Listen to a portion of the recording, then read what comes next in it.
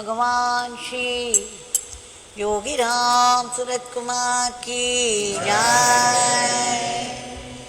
सर्वं Yogi Ram Surat कुमारार्पणमस्तु।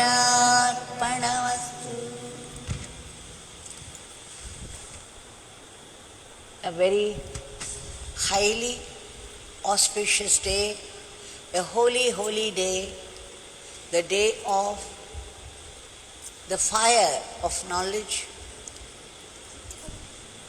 which stood as a column of fire, the fire of supreme knowledge.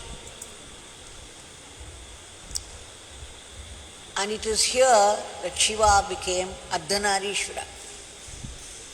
Parvati became his other half.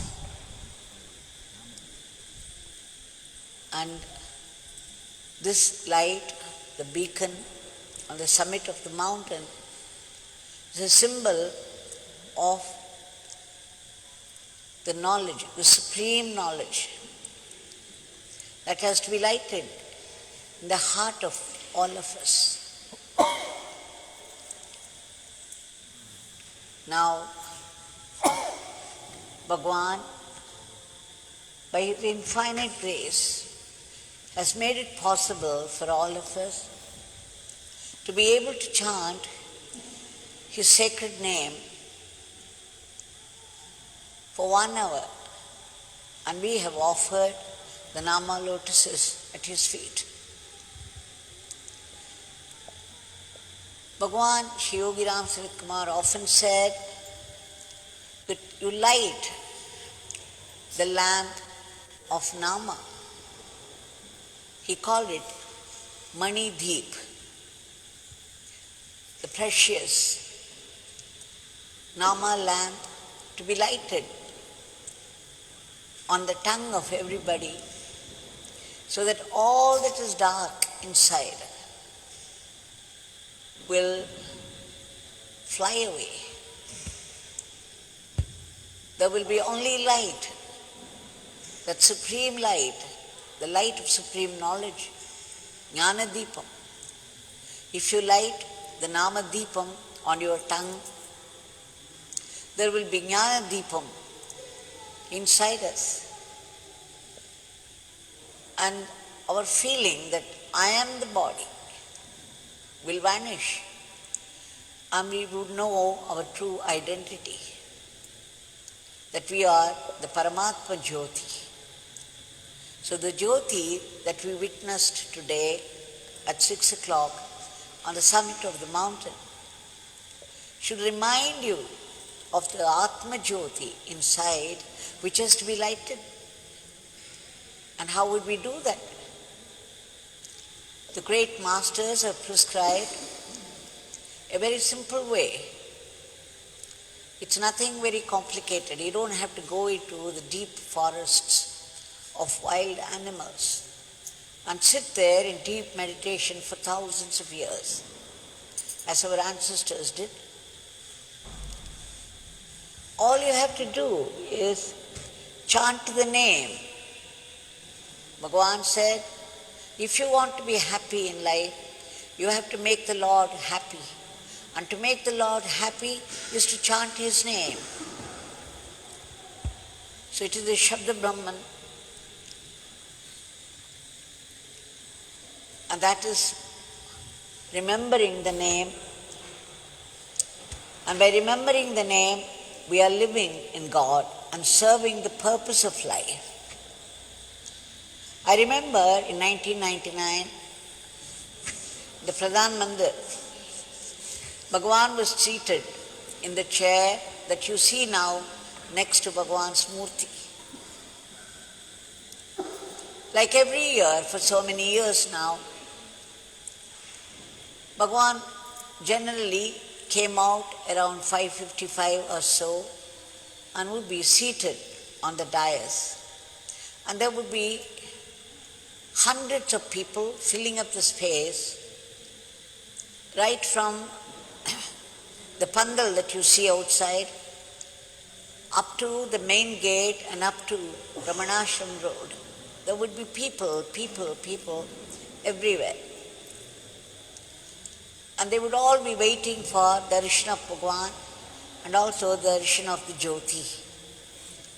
Now that particular year, 1999, when I announced to Bhagavan, it was 5:55, expecting him to get up and go out to give darshan to people. Because many foreigners, the foreign devotees of Bhagavan had come and they were all peeping in, all the time hoping that he would come out and be with them. But for some reason, known only to himself, Bhagavan kept quiet. He simply said all that he said, "Oho." And then again I said 5:56, 5:57, 5:58, and every time I reminded him of the time. All that he said was "Oho." And now 5:59, I knew he wouldn't get up and go. I was just looking at his face, and then I said, "Bhagavan, they're all waiting for you, for your darshan, all the devotees of yours." And it's 5:59, any time they would light the lamp, and at the end of the sentence, I heard the shouts, joyful shouts of the devotees saying, "Annamalai Arohara, Annamalai Arohara." Then I said, "Bhagavan, the lamp has been lighted on the summit of the mountain, and now the devotees have to go around the mountain." Immediately, Bhagavan said, "It's already Devaki, now you and Vijayalakshmi can come. Go around this beggar 3 times and prostrate." As soon as he said, people were ready to go around the mountain after his darshan. He said, "You go around me," indicating without any doubt that I am the Paramatma Jyoti. I am the Jyoti, I am Aruna Jyoti, to be lighted in the mountain of your heart. What is symbolic there on the summit, what we all witness as Lord Shiva, he is right inside us. Whatever we see outside has to be translated into that which is inside. Everything that's outside is only a symbol of our inner process of transformation. Ultimately, we have to see that column of fire inside us, from which the world has emerged, from which your own breath comes out and goes in. Now, it was very clear what Bhagavan said, so myself and Vijayalakshmi Amma, we went round Bhagavan 3 times, prostrated before him. He raised both his hands high in benediction, looked at us penetratingly, and blessed and blessed. After that, he did not allow us to see the lamp there up the mountain, He just came out so that people could have darshan and immediately boarded the car and we went back and we did not see the Aruna Jyoti there.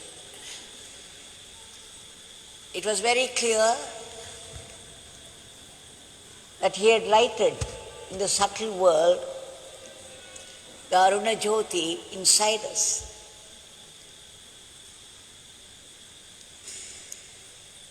So from then on, that was the only year, because after which the next year Bhagwan fell sick. And in 2001, we did not see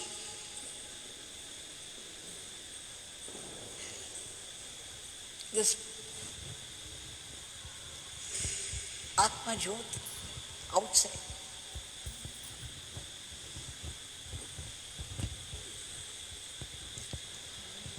Now, we have to remember what he indicated, that we all have to light until and unless we light this Atma Jyoti inside and see the world outside as a manifestation of this, we do not actually see Lord Shiva. And again, the mountain reminds you the path of life. Our life is structured very much like the mountain that you see there, up slopes and down slopes and up slopes to the summit. Bhagwan said, when you climb up the mountain, you climb up sometimes, and then there would be a down slope, you have to climb down, and then climb up, and sometimes climb down, but always, it was towards the summit. So even the down slopes are only progressing towards the summit. We should never forget that any setback, what we call setback in sadhana, is in truth only progress towards the summit. So let us remember what Bhagwan always said, everything is auspicious, everything is a gain, everything that happens is only progress. And that if we light the Namadipam and sing Namageetam, and soon we will be able to see Jnanadipam inside. Our ultimate aim is to see this Aruna Jyoti inside us, where the world would disappear and only the Jyoti remains, and the sense of individuality disappears altogether. So let's pray to Bhagwan today, this auspicious, highly auspicious day. On such holy days, even little sadhana will bear enormous fruit. So let's pray and beg our Bhagwan 1,000,000 times for complete purification of the heart, because both our body and mind have been afflicted by virulent viruses. This is what we saw for the past 1.5 years, how the body was attacked by those viruses, and without knowing, the mind also has viruses inside, and that often expresses itself as anger, jealousy, fear, killer anger, killer jealousy, competition, killer grief, and whatnot. So let's pray to Bhagwan to uproot all the negativities of the body and the mind, and give us complete purification. We shall beg him again and again for constant remembrance of his name, knowing every single nama that we utter does the transforming work. And let's pray and seek his blessings to be a good instrument in his hands, preferably the divine instrument, so that we could run our life, everyday life, as an offering to him. And now, as we had witnessed, we have been witnessing year after year after year, the Jyoti on the summit of the mountain, we shall make an application to Bhagavan, a supplication. Bhagavan, please light the lamp of knowledge inside us. Give us complete purification so that we could see your vibrant living presence everywhere, in everything and in everyone, and all the time. Please bless us to be able to see only your Leelas in all happenings of life. Please bless us particularly and most importantly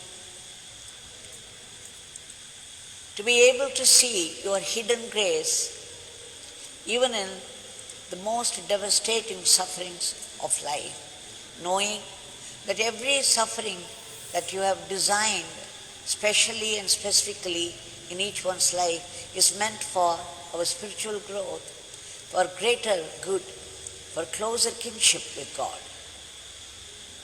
We pray to you on this day of Deepam again and again for eternal living in you, the eternal entity. Jai Yogirasa.